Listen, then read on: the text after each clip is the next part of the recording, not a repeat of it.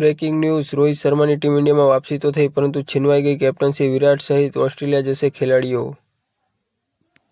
Team ઇન્ડિયાની ટૂંક સમયમાં ઓસ્ટ્રેલિયા પ્રવાસે જશે। આ પ્રવાસ દરમિયાન બંને ટીમો 3 વન-ડે 5 ટી-20 મેચ રમશે। BCCIએ આ પ્રવાસ માટે ટીમ ઇન્ડિયાની જાહેરાત કરી છે, જેમાં રોહિત શર્મા અને વિરાટ કોહલીની વાપસી થઈ છે। ટીમ ઇન્ડિયા ટૂંક સમયમાં ઓસ્ટ્રેલિયાના પ્રવાસે જશે। બંને ટીમો 3 વન-ડે અને 5 ટી-20 મેચ રમશે।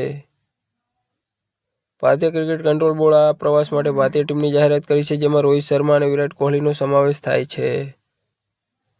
ટીમ ઇન્ડિયા વેસ્ટ ઇન્ડિઝ સામે 2 મેચ ટેસ્ટ શ્રેણીમાંથી ઓસ્ટ્રેલિયા જશે। ભારતીય ટીમનો ઓસ્ટ્રેલિયા પ્રવાસ 19 ઓક્ટોબરથી 8 નવેમ્બર સુધી ચાલશે।